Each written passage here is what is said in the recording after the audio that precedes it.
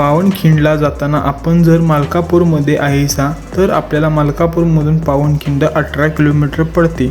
मलकापूरमधून जायला आपल्याला उचट, परळे, मान, धनगरवाडा व पांढरेपाणी या गावातून आपण पावनखिंडीला जाऊ शकता आणि पांढरेपाणी आल्यानंतर तिथून 4.7 किलोमीटर अंतरावर पावनखिंड आहे आणि पांढरेपाणी गावाच्या अगोदर आपल्याला शिवकालीन प्रवेशद्वार दिसेल, तिथून शिवकालीन पायी मार्ग गेलेला आहे।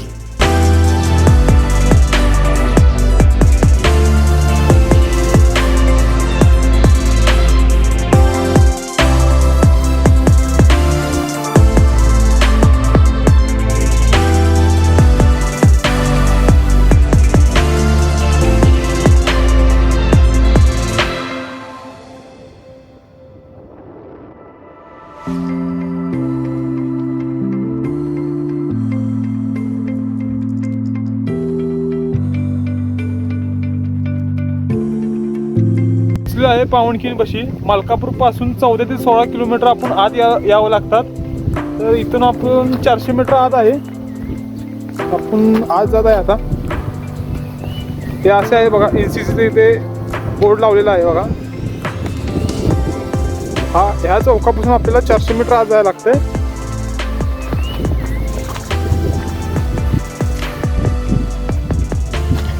आपण आत आल्यावर अशी एक राजमुद्रा लागते बघा। याचा अर्थ जेवढा मला समजतो आहे तो असा की पन्हाळगडावरून विशाळगडाकडे जाणाऱ्या मार्गामध्ये येणारी खिंड म्हणजे घोडखिंड। जेव्हा महाराज व त्यांचे मावळे या खिंडीमध्ये पोचले, त्यांच्या आधी त्यांना समजले होते की गनिम आपल्या मागावर आहे।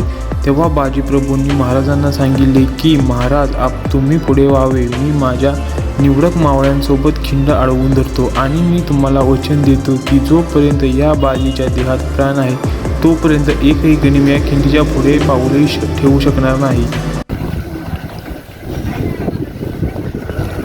ही बघा पार्किंग लावलेली आहे गाडी। आता सध्या आपण खाली जात आहे।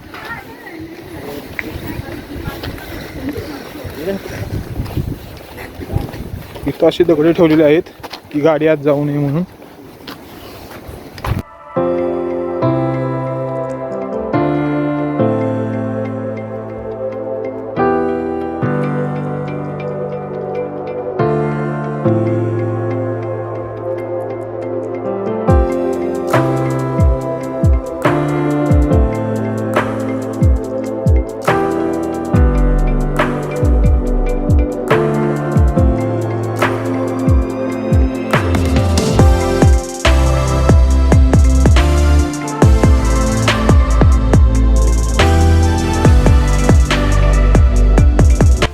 पावनखिंडपाशी पोचल्यावर आपल्याला एक बुरुज दिसेल। बुरुजावर गेल्यानंतर आपल्याला नरवीर श्री बाजीप्रभू देशपांडे व फुलाजी प्रभू देशपांडे आणि वीर श्री शिवा काशीत या ज्ञात अज्ञात मावळ्यांच्या स्मारक हा विजयी स्तंभ दिसेल। हा स्तंभ 16 जानेवारी 2017 रोजी स्थापन करण्यात आला आहे।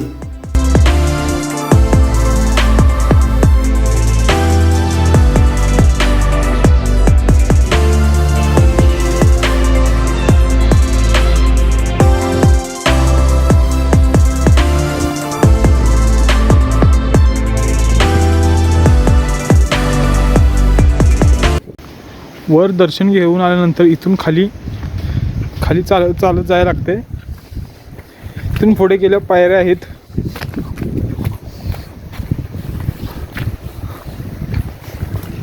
खाली जायला लागतंय।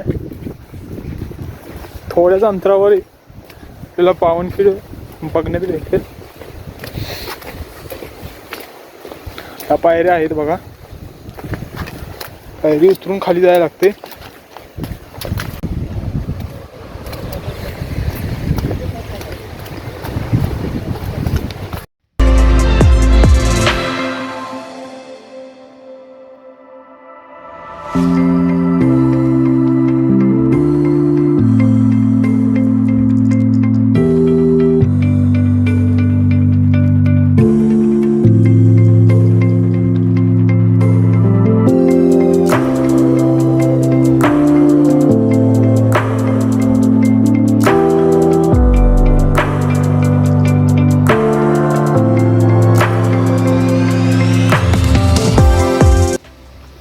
गडावर जाताना कचरा इतर कुठे टाकू नये, कचरा टाकण्याची सोय इथे केलेली आहे.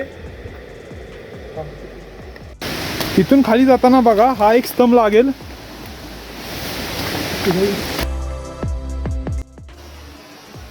याचा अर्थ असा म्हणजे महाराज विशाळगडाकडे धावत होते. गडावरती भगवा झेंडा फडकत होता. विशाळगडाला महाराज पोचण्याआधी जोहरच्या फौजेने वेढा दिला होता. तरी पण गडावरील महाराजांच्या मावळ्यांनी त्यांना झुंज दिली. इतकेच दिवस झाले तरी त्यांना गडाचा ताबा मिळू शकला नव्हता. जोहरची माणसे म्हणजे सूर्यराव सुर्वे आणि सचवंतराव हेच होते. महाराजांनी त्यांच्यावर जोरदार हल्ला चढवला. महाराजांची तलवार म्हणजे भवानी तलवार गनिमावर सपासप चालत होती. त्यानंतर अखेर महाराज गडावर पोचले. पन्हाळ गडावरून रात्री निघाल्यापासून बरोबर 21 तासाने ते विशाळगडावर दाखल झाले. एवढ्यात धडाधड आवाज कडकडला. पहिली तोफ एका मागोमाग उडू लागल्या व त्यांच्या उडणाऱ्या तोफा सांगत होत्या की महाराज सुखरूप गडावर पोचले.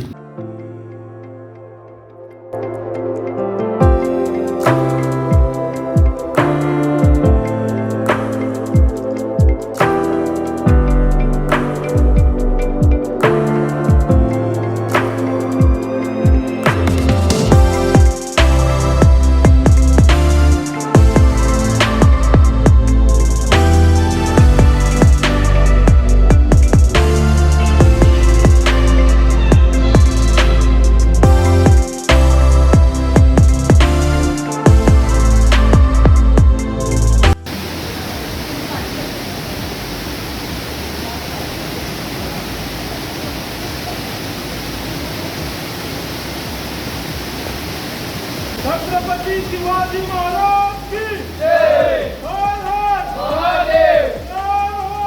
जय शिवाजी.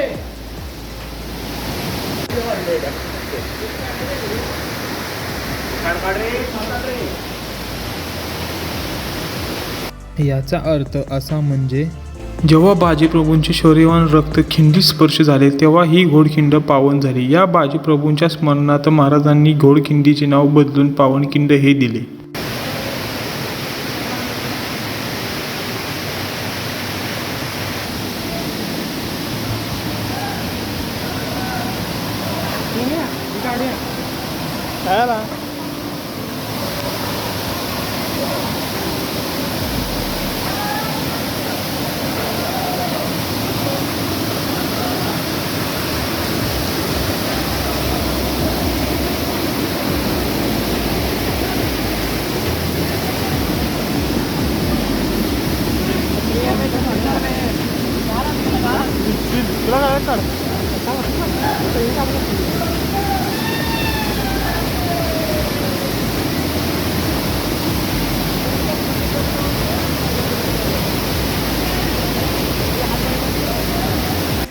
बाजीप्रभूंनी गमिनी कावा साधला. खिंडी या तोंडाशी अडसरपणे राहून बाजींनी दिवसभर द्वेषाने खिंड लढवली. अनेक गाव वसले, देह घायाळ झाले, मावळे धारातीर्थ पडले. बाजींचे लक्ष होते विशाळगडाकडे. अखेर सायंकाळी 6 वाजता तोफांचे आवाज आले. याच वेळी बाजींच्या वरती घाव बसला आणि ते कोसळले. अशा प्रकारे घोडखिंडीत झालेल्या युद्धात ही भूमी पावन झाली आणि तेव्हापासून या खिंडीचे नाव पावनखिंड असे ठेवण्यात आले.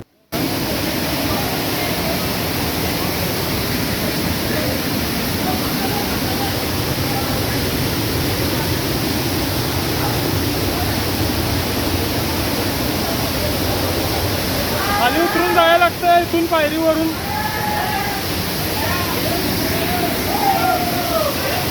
पावनखिंडमध्ये जाताना आपल्याला या लोखंडी शिडीवरून खाली उतरावे लागते.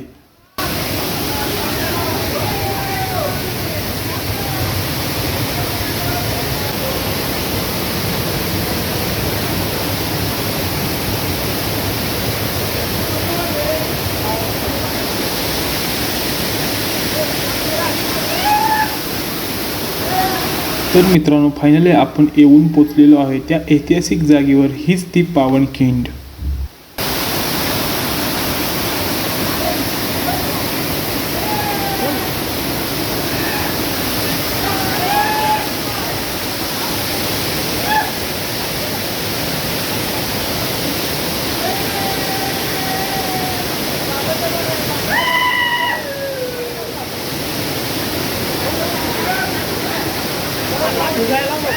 इमॅजिन करा त्या काळामध्ये कसं काय या जागेवर युद्ध झालं असेल, कसे काय आपले मावळे लोक त्या समोरच्या दुश्मनांना गनिमानात थांबवून ठेवलं असेल. कारण ही जागा पाण्याचा एवढा फ्लो चालू आहे, या जागेवर आपले पाय सटकत आहे. त्या काळामध्ये कसं काय केलं असेल आपल्या मावळ्या लोकांनी, हे सगळं विचार करण्यासारखी गोष्ट आहे.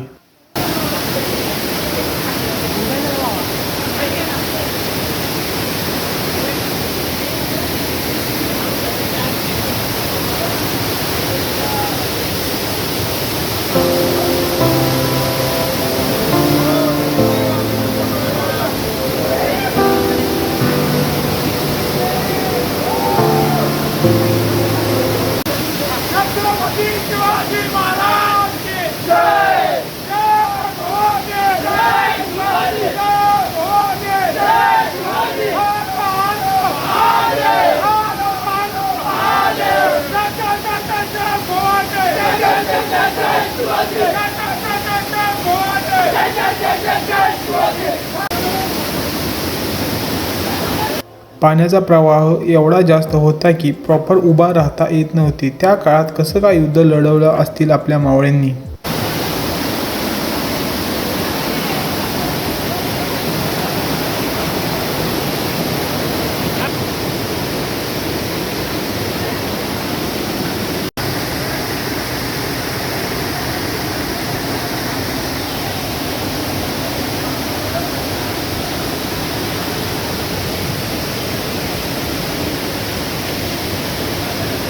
नेमकी ही खिंड किती लांब आहे हे बघण्यासाठी आपण समोर जाऊ लागलो. पण जसं आपण समोर जात होतो तसा पाण्याचा प्रवाह अजूनच वाढत होता.